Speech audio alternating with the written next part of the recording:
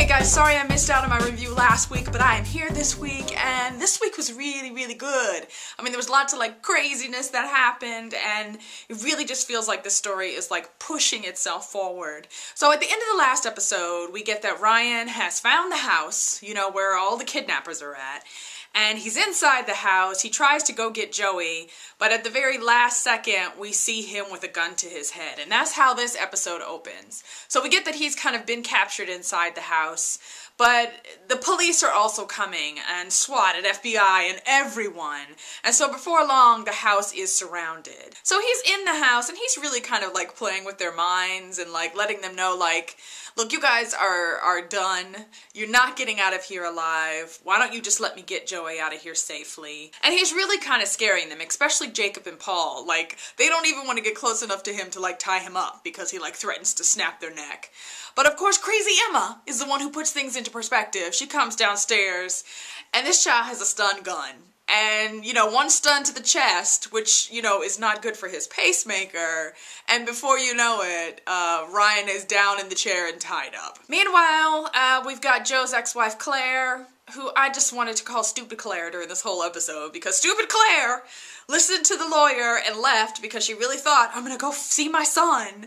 But of course, it's not her son that she meets at this corner, you know, that they tell her to go to. But somebody picks her up in a car, and it's this guy, and his name is Charlie. And you guys, I kind of fell in love with Charlie in this episode. I mean, he's obviously crazy because he's one of the followers, but he was just kind of quirky and weird. And you get that his job has really been to follow around Claire and to report back to Joe and tell him, this is what Claire's been doing. She went here, she did this. We also get that Charlie is like a computer guy, and that he's ex-military, and that he was discharged like for medical reasons, for mental medical reasons, because he's crazy. There are some flashbacks where we see him going to see Joe in prison and kind of see him joining the following. And you also get that while he's been watching Claire, he's really kind of fallen in love with her. So he takes her to this warehouse, which is like his headquarters, and there's all these computers, and they're waiting, and he's waiting for a phone call, but no phone call was coming, because obviously something's wrong with the plan. And yeah, I mean, Claire totally picks up on the whole, this guy's kind of obsessed with me vibe, and tries to use that to her advantage. Like, there was this one part where, you know, Claire's kind of close to him, and she's trying to be alluring or whatever, and he grabs her and kisses her. And then after he does it, he's just like, I shouldn't have done that. And then he starts to like bang his head against the wall. I mean, it was like trippy weird. So Claire's with the crazy guy. Meanwhile, back at the farmhouse, by this time now the FBI is there and every other agency that's in the area. They've surrounded the farmhouse. And they're just trying to wait to figure out what they're going to do. There's one point where Emma tells Ryan, I want you to call and tell the FBI to back off, or I'm going to kill Megan. Because poor Megan, who's been down in the basement for like 5 weeks, they pull her upstairs and sit her next to Ryan. So, you know, Ryan calls and he gives them a little, you know, like, I'm here with my 3 friends and Megan's with us and Joey's okay. You know, he gives her all these hints. And then Emma says something and, you know, Agent Parker jumps right into that and starts to try to talk to Emma. I'd say that my favorite part of this episode was learning some of Agent Parker's backstory. So we really, in this episode, find out why exactly she's a cult expert. It turns out that she was in a cult when she was younger. Like, her parents are in a cult, and they show these flashbacks of her. First, they show her going to see her parents, like, as an adult. Like, you see her showing up to this community, going in to see her parents, and can I just mention that her mother is the same woman who played Buffy's mom on Buffy the Vampire Slayer. Joyce Summers, people. So I can't handle Joyce being a bad person. That was just weird. But you see her going to see her parents, but then you also see flashbacks of her like as a teenager, right? And this was the ultimate creepy part. Is like this weirdo like cult leader. You see her like walking into this man's bedroom, and she looks like she's maybe 14 or 15, and she's got this long white gown on, and you automatically get she is there to sleep with him, right? And he's like creepy older guy, and she freaks, like, right? And at one point she freaks out and she runs out of the room, and her mother's there in the hallway, and her mother hugs her, and you're thinking, oh, thank God, you know, her mother got her. But then as the episode progresses and you keep seeing these flashbacks, what we see eventually happen is that her mother drags her back into the room with this man and tells her, you have to do it. And her mother basically gives her to this man, and he rapes her. And it was just like, Crazy. And then as an adult, you know, flashback to her as an adult again, going to see her parents, and they're kind of like, are you back to, you know, come join the fold again? And she's like, no, I'm just here because I miss you and I love you and I wanted you to know that. And the mom says something to her like, she wants us to forgive her, that's why she's back.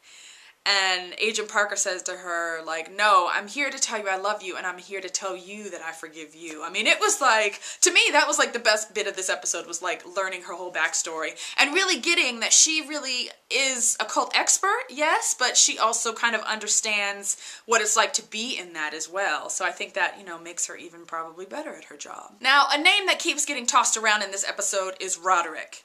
So when they're in the farmhouse, you know, the three of them, and they're realizing we have to figure out something to do, Emma emails Roderick and it's like, we need to wait, you know, for word from him. Eventually he calls back and there's obviously a plan, but Emma's the one who answers the phone.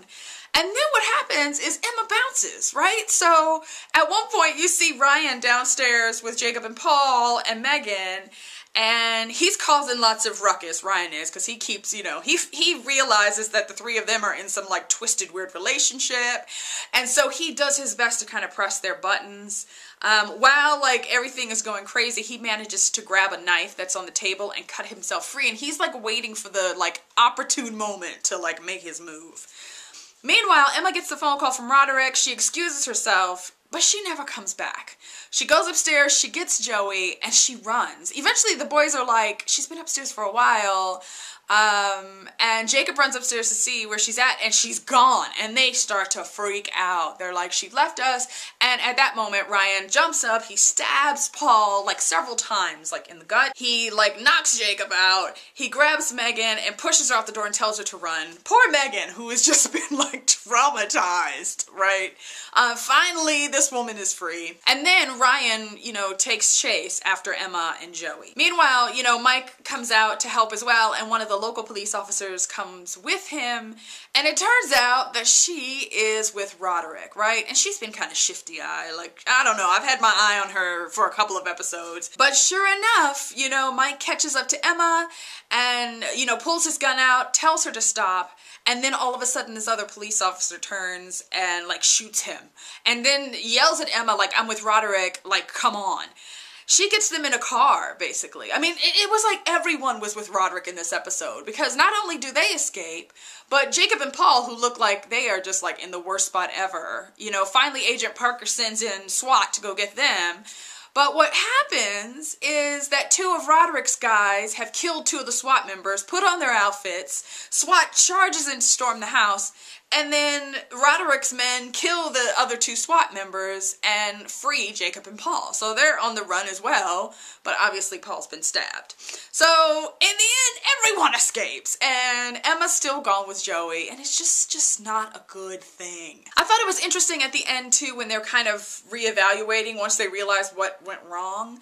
You know, Mike is the one who's just like, what is going on here? Like, what kind of people, what kind of network of people does he have that he can do something like this? Like, he can plant a police officer, you know, in the force who works for him. He can, you know, get guys that can take out SWAT guys. Like, who is this man and what kind of people does he have following him?